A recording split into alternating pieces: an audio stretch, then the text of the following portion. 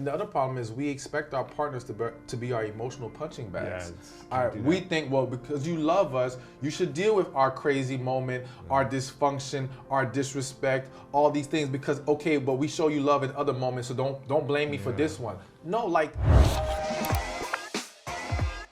In a relationship you've been together for a long time, we've been married together for a long time, and it just feels like it's not working. And you're talking about divorce, and both of you aren't happy. You've got the kids, you've got the home, you've got the lives together, and both of you aren't happy, right? And you've like addressed this and talked about it. You've tried different things, they haven't worked maybe. Is there a way to rekindle those three things and find that connection again? Maybe you've lost that attraction and that balance. Is that even possible in these times? Or is divorce the only way to then go find true happiness or connection somewhere else? If a true connection ever existed in that relationship, then it can be fixed. But that's the key. Did it ever really exist? And we've got to examine that because, again, many people have been living off the fantasy of their perception of things, what they wanted to believe it was, and wanting to hold on to this feeling of being in love, when in reality they were involved in an unhealthy attachment to this individual. So we have to go deeper and find out, is that there? So if the connection was there, yes, we can work on everything else. We can get things on track. It's going to create a lot of deeper emotional discovery, so to speak, as far as finding out, okay, why is there a disconnect now? How did we fall off of track? How can we now correct these specific things? Because there's very specific things that need to change. Are we both willing to put in that work? All right. And if both sides are willing to do that, then it absolutely can work. Now, if there was no connection, divorce. Get a divorce? Get a divorce. Sooner than later? I'm a man of God, and I would love for everyone to be able to stay married, right? But even when people have been convinced that you get married, you stay married forever, even if it's a religious thing or you feel like the pressure of society, like... Here's why, despite those things, you don't stay married, especially when you have kids. So many people stay married because of the kids, right? Yeah. But if you can't create a positive environment at home, you are damaging the kids worse than you would in divorce.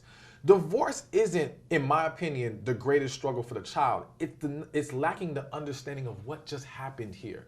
So if you've been feeding your kids all these years that mommy and daddy love each other and everything's all good, despite our dysfunctional relationship. Yeah. Exactly. So now one day you wake up, we're getting divorced, the child is confused. And the thing is, we're not honest with the kids about why this happened, what went wrong. We're not saying, yeah, you know what, we knew a long time ago we weren't best for each other. We're not giving them the honest truth for them to learn and not make the same mistakes in there. Repeat the pattern. Exactly. What the child now thinks is, you can't trust love. Wow. You can't trust marriage because you can love each other and one day now it's over. And now they become dysfunctional, or they now have dysfunctional relationships because of their skewed perception of things, because they lack clarity in understanding what just happened here. But going back to divorce versus staying together, again, what a child needs more than anything is a positive, loving environment. If you can achieve that together, great. If you can't, you are better off apart. Wow. Because when you speak to adults now, adults who are struggling today grew up in dysfunctional households.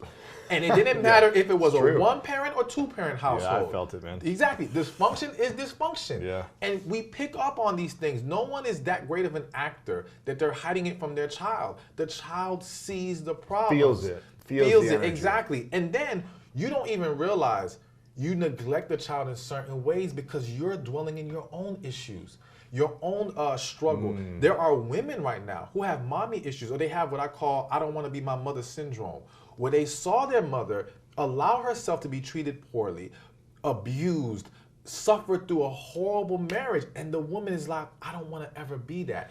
And now, because she's holding on to that, she either becomes her mother or creates other issues not trying to be her. All right? So it still creates a negative cycle of dysfunctional relationships, all stemming from we stayed longer than we should have.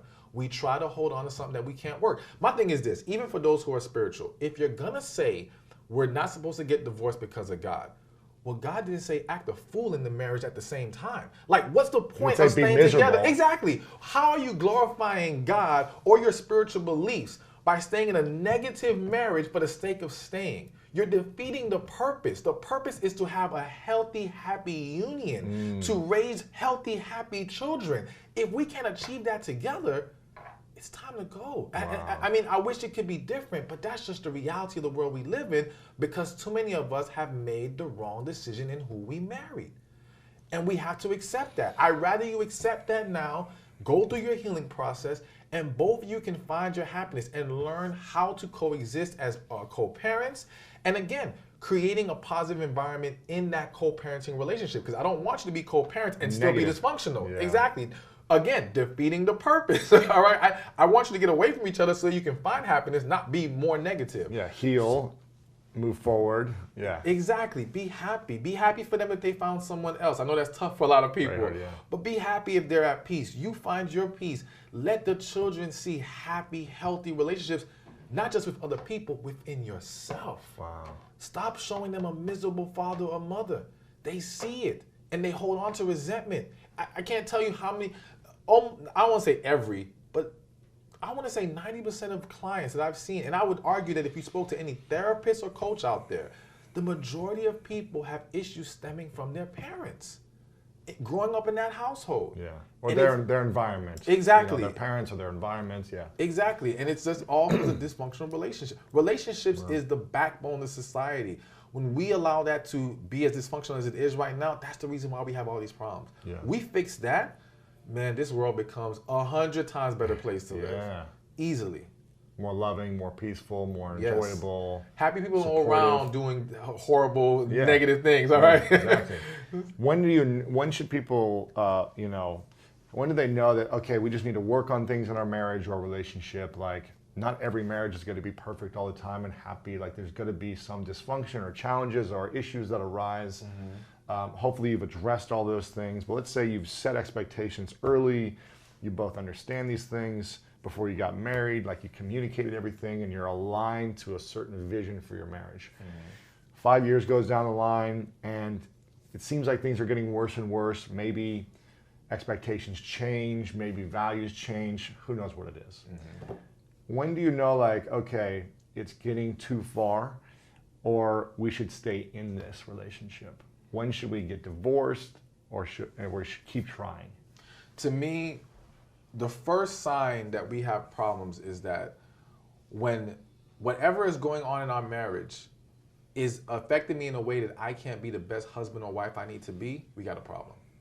That's step number one. I think what's happened is we've normalized dysfunction too much. We've normalized this idea that we're gonna all have problems. Yeah, but we all have problems because we don't learn how to work through them. Interesting. Because we have dysfunction and individual dysfunction that we have not processed and resolved. That's the reason why dysfunction is so common. It's not healthy though. Like I've heard some people say, well, arguing is healthy in a relationship. No, it's not. No, disagreement is acceptable. But when yelling at each other is not good. Exactly. I just watched the Will Smith and Jada, the Red Table Talk of Will Smith like opening up about their marriage. I don't know if you watched this yet. I haven't watched it. I just watched it last night. It's actually really powerful what he said. Jada, I guess, when they first started like dating or whatever, at one point she like raised her voice at him and like sweared at him or did something where she made him look foolish in front of other people. And he took her into the other room and said, can I speak with you for a minute privately? Took her into the other room and said, I can't be with someone who's going to raise their voice, yell at me, or swear at me. It just doesn't work for me. And it's going to put me into a shell. Like, I'm not going to be the best version of myself. And if that's you, then I love you, but we can't be together anymore. But I need us to be able to have complete peace. If we don't agree on something, then we have to set ground rules where we step away, we take care of our anger on our own, not in front of the other person, then we come back and communicate from a peaceful, loving place of what we're upset with or frustrated with. And so we never put that on the other person. And when I heard that, I was like, wow, that's so powerful, because most of us, most people, it seems like in relationships, will allow themselves to yell once and swear once, and then it's just like, once you've said you son of a bee once, it's like you can say whatever you want. Exactly. And then that respect is gone, that that love is gone, or it seems to be gone. And the other problem is we expect our partners to be our emotional punching bags. Yeah, we think, well, because you love us, you should deal with our crazy moment, our dysfunction, our disrespect, all these things, because, okay, but we show you love in other moments, so don't blame me for this one. No, like, focus on giving your partner the best of you, not the worst of you. Yes, they should help you through your struggle, but struggle is not an excuse to blatantly disrespect, stress out, throw negativity at your partner. You can't do that. So I think we have to all hold ourselves accountable to a higher standard of how we behave in our relationships. And yes, stop giving this excuse of, well, we're all gonna have our dysfunction. No, listen, it can happen, granted, but we should be focused on, as Will laid out for Jada in that talk, we have to discuss things peacefully. Yes. We have to come to the table calmly, maturely, and see how we can resolve it and not just lash out. That's not healthy. Because screaming is not communicating. No. It's not creating a connection. There's not an attraction there, and there's no balance. Exactly. You don't have those three things that are necessary. all of it. It destroys all of it. And whenever I have gotten in arguments in the past in my relationships, all I want to do is go be alone afterwards. I'm like, I don't want to be around you. I just want to be alone. Like, I need space to heal and recover now, because it's very traumatic, or at least it has been for me. And that's just been my personal experience. And I think that's why it's so important to learn how to communicate in a peaceful way. And sure, you might get frustrated and tension might come up, but you got to create ground rules, I think, for yourself and your partner. What are we going to do when that happens? Exactly. Maybe we just quiet until we can breathe and communicate calmly. But I don't think there's anything good that comes from screaming. No, not at all. I witnessed that with my parents, screaming and escalating, and it was just like, it never felt good in the house. There was nothing that ever came from that was good. They always had to apologize to each other in ways, and then it was passive aggressive for a week, and it's just it's why can't we just be, more peaceful about these things? So I think it's really important. It doesn't just affect your relationship, it affects the people that are in your relationship, family, friends. It affects those people as well. It even affects your coworkers, because absolutely, I'm a firm believer that people take a lot of their relationship issues into the office, and it affects their attitude, their energy, their focus, and they don't realize how they're hurting their efficiency and hurting their ability to do so much more and do so much better, whether they're an entrepreneur or they work for somebody, because their relationship is dysfunctional. And so I'm a firm believer in, if we can help people who work in corporate or whatever have stronger, better relationships, their careers will thrive, their companies will thrive. It pours into everything. So we have to create that positivity in our lives so that we can reach our true potential. I think it affects everything in business. I mean, when you're having a bad relationship intimately, it affects the way you show up in your career, for sure. What's one thing you wish men understood more about women in general, and one thing you wish women knew about men in general? All right. Every man and everyone's different. Human's different, but in general, based on all the work you've done and the things you hear over and over again, one thing you wish men knew about women and women knew about men. This may sound bad, but what's coming to, I always just say what comes to mind, all right? Because I never practice any of these things, is learn to look past her words. And what I mean by that is, a lot of times, again, women don't always fully express themselves. As much as women will say men are horrible communicators, women are actually horrible communicators. and it's because, yes, they talk, but they're not always clear. And part of it is because women can see past our words, all right? Sometimes to the point where they overanalyze and over-rationalize things, and it causes them to look at things the wrong way. But they know how to pay attention to all the small details. They understand if our moods are different, even if we say we're okay, they're very in tune with that. So they kind of have that expectation with us. Yeah. And though I want women to be more clear and transparent, I want men to be more aware and be more in tune with your partner. It's not just about her saying, I'm okay. Look at her. Pay attention. Does she show you she's okay? Does she really look like there's nothing going on right now? And if you can see past that, I'm not saying badger her, because yeah, she might not want to be badgered, but at least one, show a true concern for her feelings, and show that you are going to be there for her when she is ready to let you know and have that talk. You want to create a very secure environment with your partner, a very safe environment where she can open up to you, she can be herself. And again, I do believe that starts with look past the words, and even in understanding how to keep her satisfied and happy. It's like the woman who says to you, you don't need to buy me anything for my birthday. All right. Yeah, right. Yeah. Exactly. Don't listen to her words. Exactly. Look past that. And even if you think she's telling the truth, you know what? There's nothing wrong with still doing a little special something for her. It just shows that, again, you're more in tune with what's really going on with her emotionally, and not just what she's speaking. But I do believe that as you do that more often, and you show a willingness to hear her out, we have to consider our partner's feelings. I think too many men don't consider their partner's feelings. When you do that, she will become more transparent. When she knows that she can be open and honest and you're not going to reject how she feels or what she says or call it crazy, she'll be more willing to speak up about it. So I do think men need to be more in tune, look past the words. As far as what I wish women would know with men, so it's kind of the flip side of that. He can't read your mind. Yeah. He can't read your mind, and a lot of times men generally just don't know. There's a difference between the man who loves you, but does not know how you want to be loved, and the man who doesn't care about what you want and how you want to be loved. All right? Don't confuse the two. Some guys not doing the right thing is simply a lack of knowledge, and simply not a lack of caring. Exactly. So it's like I tell women, you got to be more specific. If you say, I need you to spend more time with me, what does that look like? How much time? Exactly. What are we doing together? Exactly.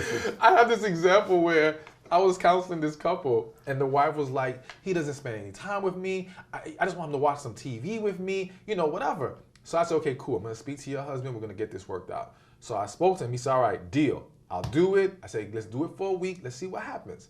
So a week passes. I said, what's the progress report? He says, man, I did everything you told me. I watched TV with her every single day. I was there. I showed interest. I asked her, I said, what happened? Oh, he didn't do anything. I said, what do you mean? He said he watched TV with you. She said, yeah, he watched TV with me, but he was on one side of the couch and I was on the other side of the couch. So you see, in his mind, it's you asked me to watch TV with you. I did that. In her mind, you asked me to cuddle you and caress you. Exactly. She wanted intimacy. She wanted desire to be shown. She wanted a closeness or non-sexual intimacy is what I call it. And that's what she was really looking for. So on one end, I can go back to the man and say, listen, look past the words. If she says, I want time with you, it usually means she wants a closeness to you. She wants to feel there with you. So be mindful of that. But on her end, be more clear. Be more specific. It's not fair to hold it against him or to claim he doesn't care when you didn't explain to him what you need. I tell women all the time, one of the greatest tests to seeing if a man is serious about you is not seeing what he does on his own or what he already knows. It's seeing how he handles your desires and your feelings. If when you express those things to him, he makes the corrections, you're good. Yeah. But you gotta be specific. You gotta make it clear. Let's see if he actually does what you ask him to do. Because a man who's very much into you, he'll do it. Right. I know plenty of husbands or men who are like, if she would just tell me what she wants, I'd give it to her. But he has no clue what she wants. Yeah, so communicate very clearly. Yes. Don't just expect them to read your mind. Exactly. If you want to learn more about how to master your mind, check out this next video right here. We're all faced with great opportunities brilliantly disguised as impossible situations, and we are at that point, at that nexus point in our evolution as a species. So then you don't try to fix that. That's never going to work. What you do